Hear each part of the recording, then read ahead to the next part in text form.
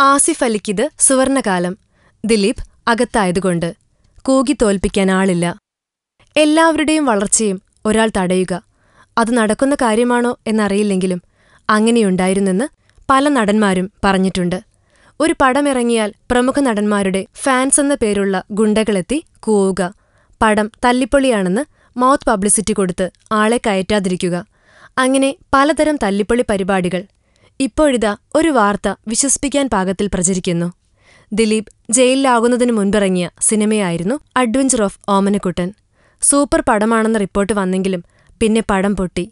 അതിലെ നായികയ്ക്ക് വേണ്ടിയാണല്ലോ ഇപ്പോൾ ദിലീപ് അകത്തായിരിക്കുന്നത്. ആ ദേഷ്യത്തിലായിരുന്നപ്പോഴാണ് ആസിഫ് അലി ദിലീപ് ജയിലിലായപ്പോൾ നീചനാണ്, ഞാൻ കൂടെ അഭിനയിക്കില്ല എന്നെല്ലാം തട്ടിവിട്ടത്. എന്നാൽ തന്റെ അടുത്ത പടം സൺഡേ ഹോളിഡേ ഇറങ്ങാനുണ്ടെന്ന് പെട്ടെന്ന് ഓർമ്മ വന്നപ്പോൾ ദിലീപിനെപ്പറ്റി പറഞ്ഞതെല്ലാം വിഴുങ്ങിയിരുന്നു. ആരെയും ഭയക്കാതെ ഇപ്പോൾ സൺഡേ ഹോളിഡേ മുന്നേറുകയാണ്. സിനിമയ്ക്ക് ഒരു പ്രതിസന്ധിയുമില്ല. നല്ല റിപ്പോർട്ടുകളുമാണ് എല്ലായിടത്തു നിന്നും വരുന്നതും. ഒന്ന് ചീഞ്ഞാലേ മറ്റൊന്നിന് വളമാകൂ എന്ന് പറയുന്നത് വളരെ ശരിയാണെന്ന് ഈ ഒറ്റ കാരണം കൊണ്ട് മനസ്സിലാകും. ദിലീപ് ജയിലിലായതുകൊണ്ട് കൂകാൻ പോകുന്ന അണ്ണന്മാരെല്ലാം ജയിലിനും കോടതിക്കും പുറത്ത് കാവല് കിടക്കുകയല്ലേ. പിന്നെ എങ്ങനെ കരിങ്കാലി പണിയെടുക്കും? ദൈവമേ, എല്ലാം പൊറുക്കണേ. Film coat. ഞങ്ങളുടെ അഭ്യർത്ഥന മാനിച്ച് സബ്സ്ക്രൈബ് ചെയ്തവർ 1,00,000 കവിഞ്ഞിരിക്കുന്നു.